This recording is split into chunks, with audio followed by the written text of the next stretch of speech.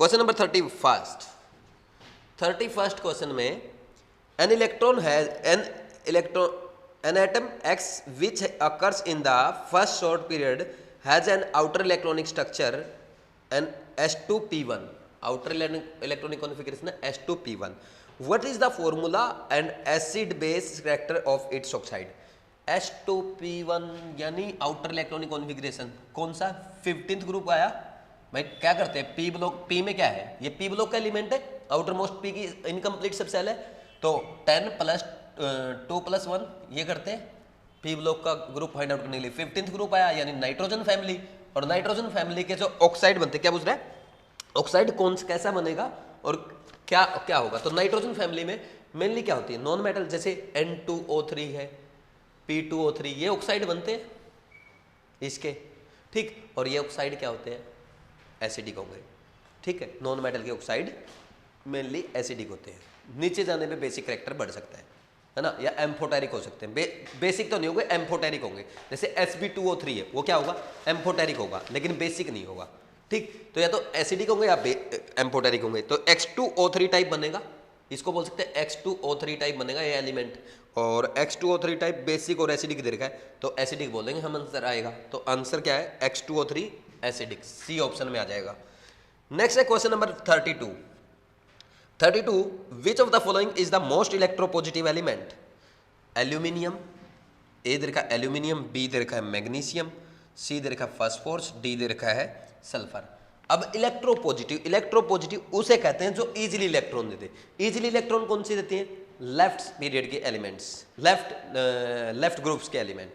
अब हम ऐसा बोलते हैं as we go left to right as ionization energy the increase, क्या बोलेंगे as ionization energy increase metallic character decrease, metallic character decrease, या बोल दो कि वो इलेक्ट्रोपॉजिटिविटी कम हो जाएगी यानी। लेकिन एक ध्यान रखना हम इसमें ऐसा नहीं बोलेंगे कि मैग्नीशियम की ज्यादा होती है एल्यूमिनियम से इलेक्ट्रोनेगेटिविटी, ओ सॉरी आयोनाइजेशन एनर्जी, तो हम बोलेंगे मैग्नीशियम कम इलेक्ट्रोपॉजिटिव है, नहीं। ऑर्डर हम वही रखेंगे, विदाउट एक्सेप्शन लिखा जाएगा, ये ध्यान रखना, कोई एक्सेप्शन नहीं होता इस केस में। तो इधर जाने पे ये नॉन मेटालिक कैरेक्टर बढ़ रहा है यानी मेटालिक कैरेक्टर घट रहा है, तो मेटालिक कैरेक्टर की बात करें ये आएगा। तो सबसे ज्यादा इलेक्ट्रोपॉजिटिव एलिमेंट कौन होगा मैग्नीशियम होगा। वैसे भी एस ब्लॉक के एलिमेंट्स जो होते हैं वो इजीली इलेक्ट्रॉन देते हैं और इसलिए सबसे ज्यादा इलेक्ट्रोपॉजिटिव होते हैं। और इनमें भी सबसे ज्यादा इलेक्ट्रोपॉजिटिव एलिमेंट कौन होगा एस ब्लॉक वालों में अल्कली मेटल। अल्कली मेटल में भी सबसे इजीली इलेक्ट्रॉन कौन देगा नीचे वाला कौन सीजियम। तो caesium most electropositive element in the periodic table. और अगर लेफ्ट टू राइट जाते हैं सबसे इलेक्ट्रोनेगेटिव एलिमेंट कौन होंगे हैलोजन फैमिली, और हैलोजन फैमिली होंगी तो उनमें सबसे ज्यादा इलेक्ट्रोनेगेटिविटी किसकी फ्लोरीन की। Fluorine is the most electronegative atom in the periodic table. समझ आ गया होगा, इसका आंसर बी आएगा, 32 का बी आ गया। Question number 33 which one of the following order represent the correct sequence of the increasing basic order. Al2O3 दे रखा है, ठीक, MgO दे रखा है, Na2O दे रखा है, पहले ऑप्शन में ये दे रखी है। देखो भाई जो मेटल जितना ज्यादा मेटालिक कैरेक्टर उसका ऑक्साइड उतना ही ज्यादा बेसिक होगा, हमेशा ध्यान रखना। जितना ज्यादा मेटालिक कैरेक्टर होगा उतना ज्यादा बेसिक होगा। और सबसे ज्यादा मेटालिक किस में होता है एस ब्लॉक के एलिमेंट्स में, लेफ्ट वाले में, जो ग्रुप में लेफ्ट ग्रुप वाले होते हैं। और लेफ्ट वाले में सबसे फर्स्ट ग्रुप जो अल्कली मेटल सबसे स्ट्रॉन्ग मेटल होती है, सबसे अच्छी मेटल होती है, सबसे इजीली इलेक्ट्रॉन दे देती है। तो उनके जो ऑक्साइड और हाइड्रोक्साइड होंगे सबसे ज्यादा बेसिक होंगे। यानी इसमें देखो ये तो दे रखी है आपको फर्स्ट यानी अल्कली मेटल दे रखी है, ये अल्कलाइन अर्थ मेटल दे रखी है सेकंड पीरियड की, सेकंड ग्रुप की, और ये दे रखी है आपको 13th ग्रुप की सेकंड। इसको सेकंड डे मत लिखा करो, ये पुराना हो गया, फर्स्ट सेकंड थर्ड 17 18 तक ऐसे लिखो, ठीक। तो इनमें सबसे ज्यादा मेटालिक ये दोनों होंगे और फिर ये ऑर्डर आएगा। अब इन दोनों में सबसे ज्यादा कौन होगा potassium, lithium, sodium, potassium, rubidium, caesium. तो नीचे जाने पे क्या होता है आयनेशन एनर्जी घटती है, बढ़िया मेटल मिलती है, तो बढ़िया मेटल का ऑक्साइड सबसे ज्यादा बेसिक होगा, ये ऑर्डर आएगा। तो सोडियम और पोटेशियम में K2O सबसे ज्यादा बेसिक होगा। तो 33rd का आंसर ए आ जाएगा इस टाइप से। क्वेश्चन नंबर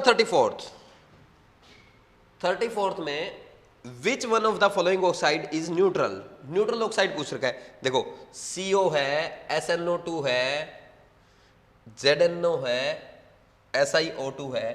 देखो ये क्या होते हैं भाई, ये ए बी सी डी, ये दोनों होते हैं एम्फोटेरिक, और ये होता है एसिडिक, और बचा एक क्या, न्यूट्रल। न्यूट्रल ऑक्साइड 4 ही होते हैं, लिख सकते हैं आप N2O, NO, CO, H2O। याद रखना ये 4 न्यूट्रल ऑक्साइड होते हैं पीरियोडिक टेबल में, बस ये 4 करने अपने को, और कुछ सब पढ़ना भी नहीं है, ठीक। तो सब न्यूट्रल कौन होगा ये, और वो मैं आपको बता चुका हूँ, उसमें बताया मैंने आपको वीडियो लेक्चर में, है ना, कि एम्फोटेरिक कैसे देखना है, एसिडिक कैसे देखना है, बेसिक, क्योंकि वो लंबा लेक्चर है, इंपॉर्टेंट है, वहाँ से क्वेश्चन भी आता है। 7th लेक्चर है इसका पीरियोडिक टेबल का, वो देख लो एक बार, लास्ट लेक्चर जो पीरियोडिक टेबल का है वो देख लो, वहाँ से डाउट क्लियर हो जाएगा। नेक्स्ट है क्वेश्चन नंबर 35।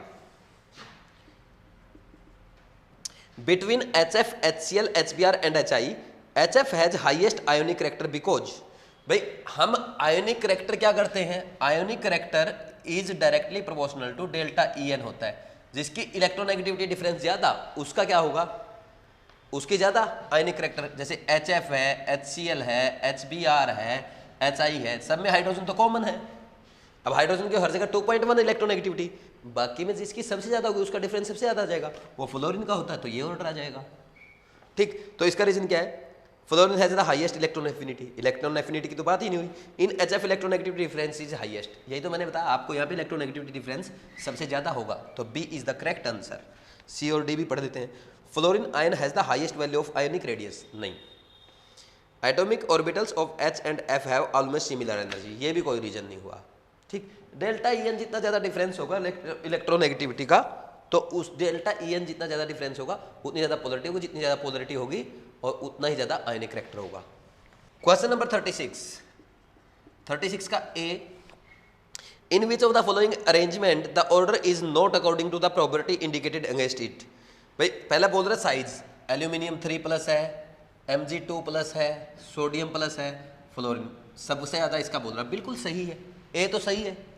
ये साइज का ऑर्डर यही आता है आयोनिक साइज का, बिकॉज इसमें भी 10 इलेक्ट्रॉन 10 इलेक्ट्रॉन 10 इलेक्ट्रॉन 10 इलेक्ट्रॉन, इसमें प्रोटॉन सबसे ज्यादा 13, इसमें 12, इसमें 10, इसमें 9, तो इसमें कम खींचेगा, सबसे कम अट्रैक्शन होगा, न्यूक्लियर अट्रैक्शन, तो सबसे बड़ा साइज इसमें सबसे ज्यादा होगा, तो इसका साइज सबसे छोटा।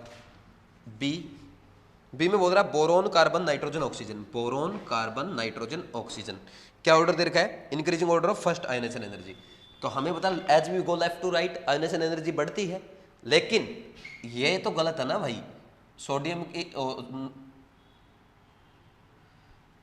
नाइट्रोजन से ज्यादा ऑक्सीजन की नहीं, ऑक्सीजन से ज्यादा नाइट्रोजन की होती है, ठीक। ये ऑर्डर आता है, ये गलत दे दिया इसने, यानी ये स्टेटमेंट रॉन्ग है।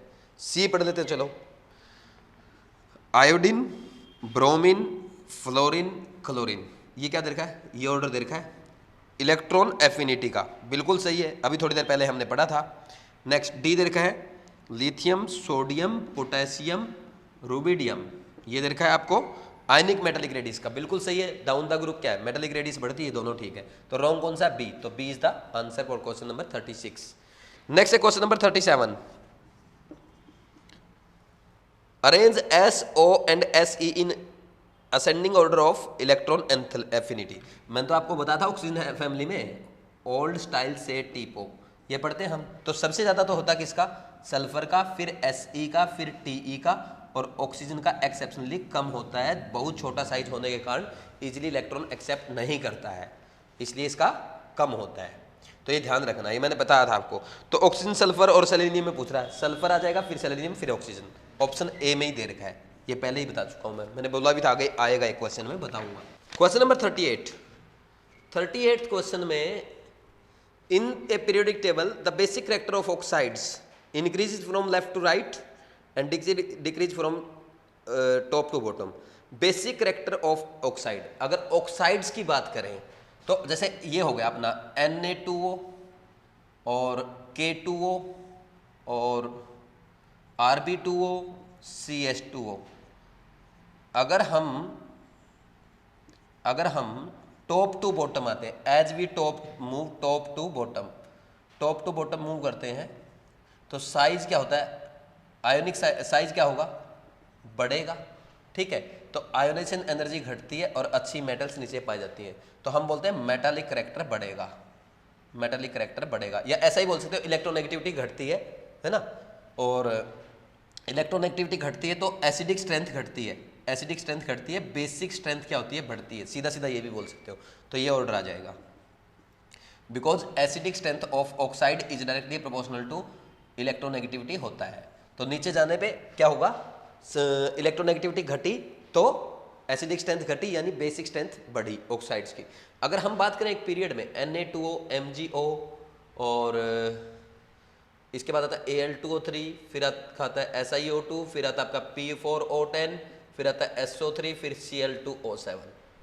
ठीक, तो as we move left to right electronegativity बढ़ता है तो एसिडिक स्ट्रेंथ ऑफ ऑक्साइड बढ़ेगा, तो ये ऑर्डर आ जाएगा। समझ में आ गया होगा। अब आप ऑप्शन चेक कर सकते हो। एक्चुअल में अगर हम इनको देखें, ये है क्या ऑक्साइड, SO3 का ऑक्साइड क्या होता है, पानी में डाल के देखो, H2SO4 तो है, एसिडिक तो है।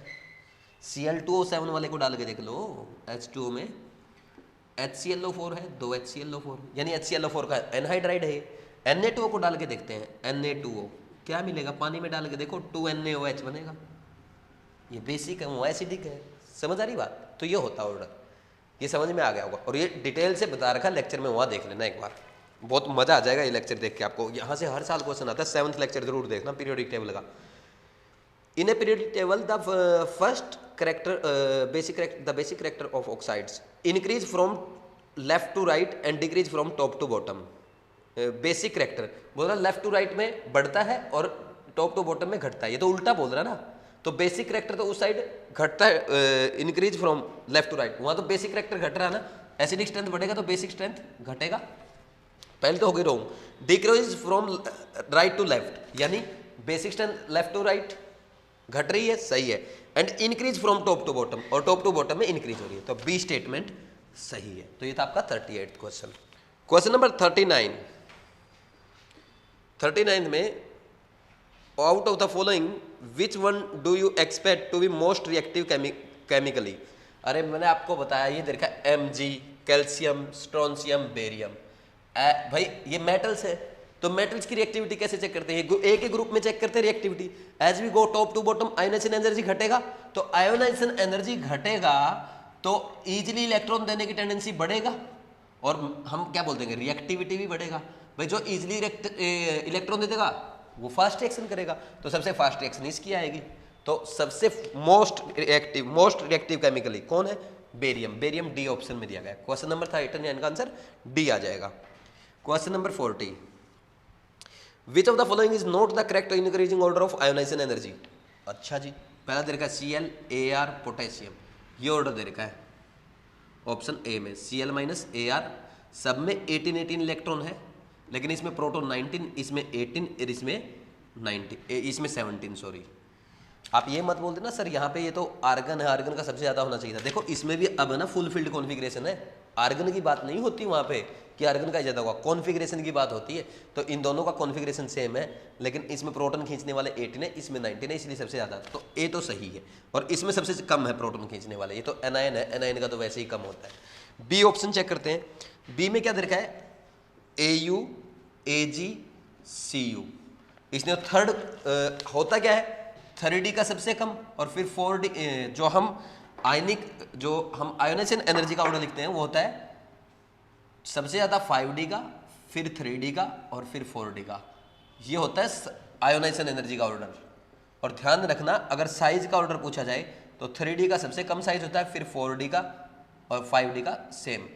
अब देखो होना क्या चाहिए था, साइज का उल्टा होता है आयोनाइजेशन एनर्जी, 3D का सबसे ज़्यादा होना चाहिए था, लेकिन 5D सबसेल्स में, 5D में क्या होता है, 5D में इलेक्ट्रॉन पे लेंथेनॉइड कॉन्ट्रैक्शन की वजह से बहुत ज़्यादा force of attraction, effective nuclear charge बढ़ जाता है, इसलिए उसका आयोनाइजेशन एनर्जी बहुत ज़्यादा हो जाता है।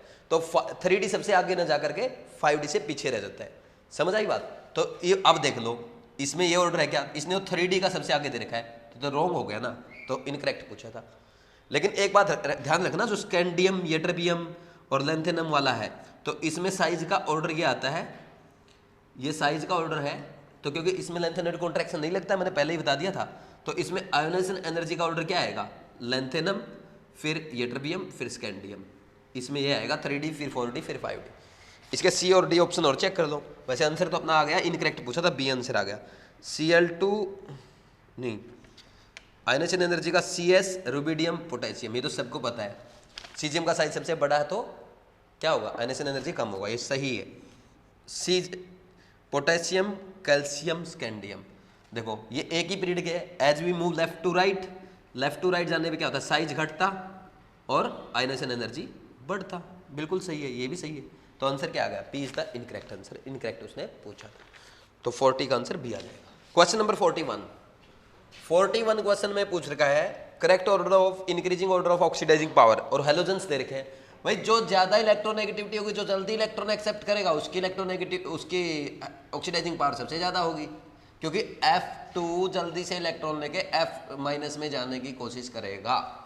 तो जल्दी से, अब इलेक्ट्रॉन जो लेगा वो दूसरे को ऑक्सीडाइज करेगा, और जो जल्दी लेगा उसकी ऑक्सीडाइजिंग पावर ज्यादा। तो हमें पता कौन लेगा, फ्लोरीन सबसे पहले लेगा, क्योंकि इसकी इलेक्ट्रोनेगेटिविटी बहुत ज्यादा है। समझ आ रही बात, तो इसलिए दूसरे को ऑक्सीडाइज करता है। तो ये ऑर्डर आ जाएगा, बहुत आसान क्वेश्चन था, इसका आंसर डी आ जाएगा।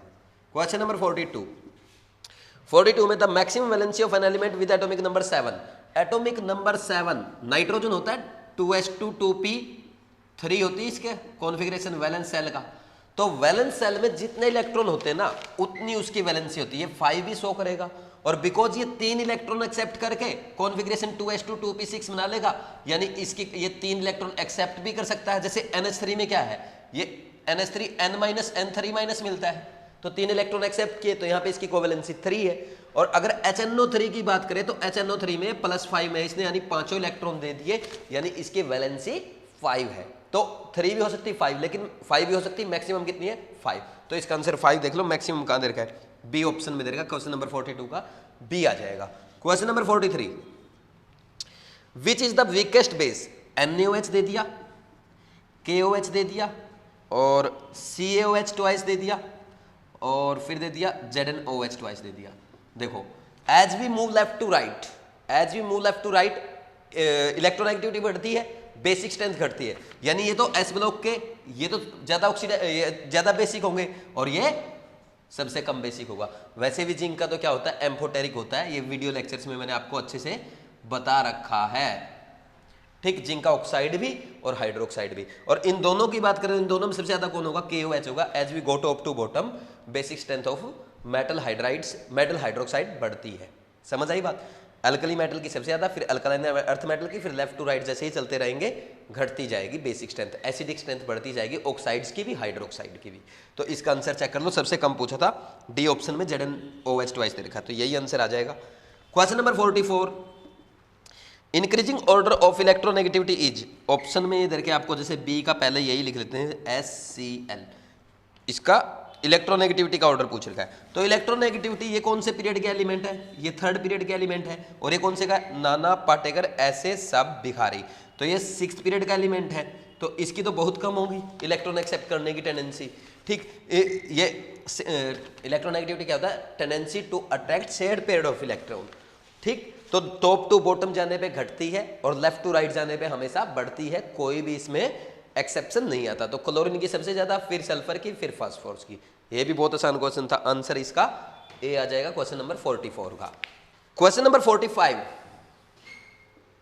45 में the process requiring the absorption of energy, option A दे रखा है Cl is converting into Cl-, option B दे रखा है oxygen is converting into oxygen-, C दे रखा है Fe3+ is converting into Fe2+, और डी दे रखा है argon is converting into argon-. IIT का क्वेश्चन है, पूछा हुआ।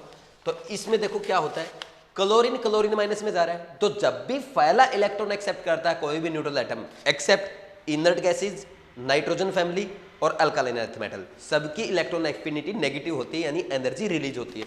इसमें भी रिलीज होगी, ऐसा बोल दो एक्सोथर्मिक प्रोसेस होगी, ये भी एक्सोथर्मिक होगी, क्योंकि ऑक्सीजन भी पहला इलेक्ट्रॉन ले रहा है, और यहां तो क्या है Fe3+ से 2 में जा रहा है, तो Fe3+ तो बहुत जल्दी इलेक्ट्रॉन एक्सेप्ट करेगा ना, और Fe2+ में जाना चाहेगा, इसमें भी एक्सोथर्मिक प्रोसेस होगी। और इसके बाद अगर हम बात करें आर्गन से आर्गन- में जा रहा है, तो आर्गन से अगर आर्गन माइनस में जाएगा तो आर्गन ऑलरेडी स्टेबल कॉन्फ़िगरेशन है, वो इलेक्ट्रॉन नहीं लेना चाहता, और अगर इलेक्ट्रॉन नहीं लेना चाहता, अगर आप फिर भी उसको इलेक्ट्रॉन दे रहे हो तो आपको एनर्जी देनी पड़ेगी, दैट इज एंडोथर्मिक प्रोसेस, यानी एनर्जी एब्जॉर्ब होगी। डी आंसर आ जाएगा, एनर्जी एब्जॉर्ब किसमें होगा, यही पूछा था 45 का डी।